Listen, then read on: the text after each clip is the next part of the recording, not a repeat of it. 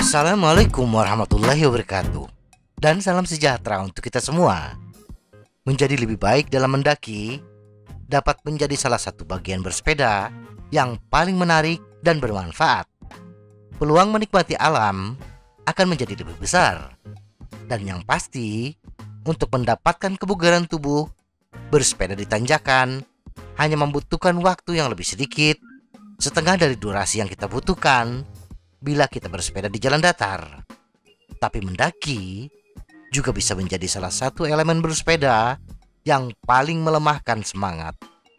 Terhenti di tanjakan, kemudian menuntun sepeda ke puncak, atau melihat pesepeda lain melesat melewati kita, bukanlah kondisi yang menyenangkan hati kita.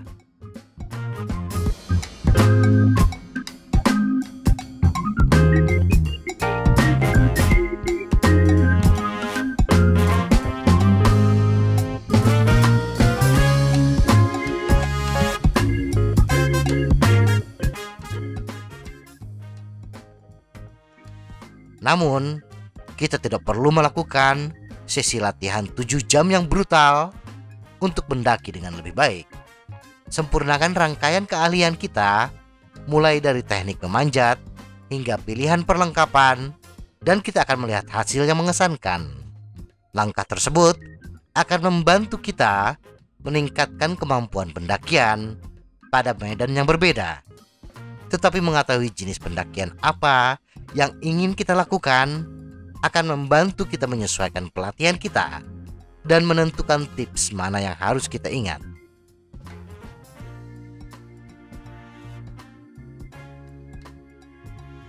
Tanjakan yang lebih pendek.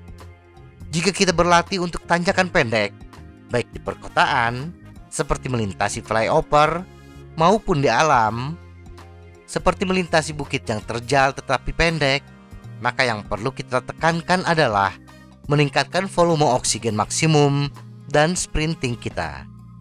Ini akan memberi kita manfaat yang baik untuk melakukan upaya 2 hingga 3 menit dengan kemiringan di atas 8%. Dan beberapa tanjakan paling curam seperti di perbukitan Bandung Timur. Berlatih dengan melakukan pengulangan pendakian di tanjakan pendek adalah cara yang baik untuk meningkatkan kemampuan mendaki kita di tanjakan pendek. Dan demikian juga melatih melakukan sprint ketika berada di bagian yang relatif datar menjelang turunan. Memaju sepeda dalam kecepatan tinggi ketika di bagian akhir tanjakan biasa kita kenal dengan istilah bro sprint. Bro sprint adalah di mana saat mencapai puncak bukit kita segera masuk ke gear rasio besar dan melaju dengan cepat melewati alis jalur mendekati puncak agar kita bisa mengayuh sepeda dengan kecepatan penuh saat kita turun. Banyak pesepeda melakukan freewheeling, tidak mengayuh pedal ketika berada di atas tanjakan. Tetapi sebaiknya kita melakukan bro sprint agar kita dapat dengan cepat menjauh dari pesaing atau teman kita. Tanjakan yang lebih panjang. Melibas tanjakan panjang seperti tanjakan panjang di rute Palintang Bandung Timur membutuhkan keahlian dan taktik yang berbeda dari tanjakan pendek. Jika kita bersepeda di rute Palintang atau rute Caringin Tilu pada Suka Bandung, kita akan dihadapkan dengan pendakian yang panjang dengan gradien rata-rata di atas 8%.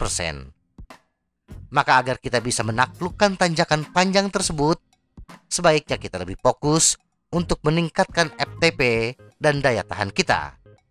Saat melakukan pendakian di tanjakan yang panjang ini, ada sejumlah taktik yang bisa kita gunakan. Duduk di sadel selama pendakian yang panjang adalah cara yang paling efisien secara aerobik untuk mencapai puncak. Berdiri di atas sadel akan membakar simpanan glikogen vital lebih cepat, sehingga membuat kita mengalami kelelahan yang lebih cepat pula. Jika kita harus keluar dari sadel untuk mengistirahatkan pantat kita, cobalah untuk tidak terlalu menggoyang sepeda kita ke kiri atau ke kanan, karena goyangan ini dapat membuang energi yang berharga.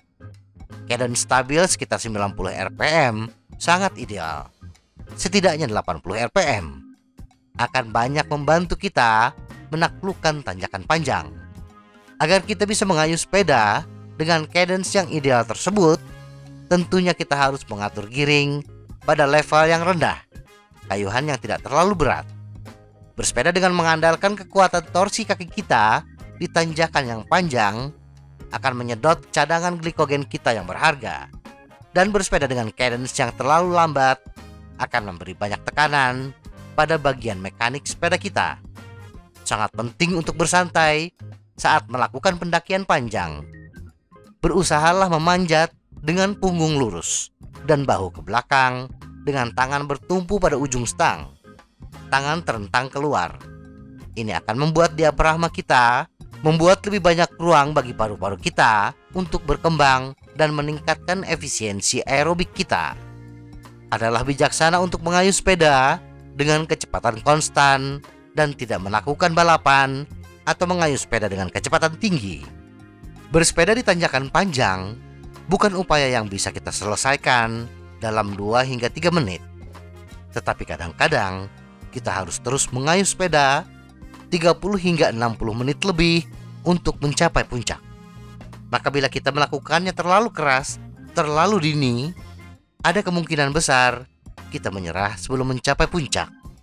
Bersepeda di tanjakan panjang, kuncinya adalah untuk tetap aerobik sebanyak mungkin sampai kita siap memberikan segalanya menjelang finish. Jika kita menggunakan monitor detak jantung, angka ambang ini biasanya sekitar 65% dari detak jantung maksimum kita.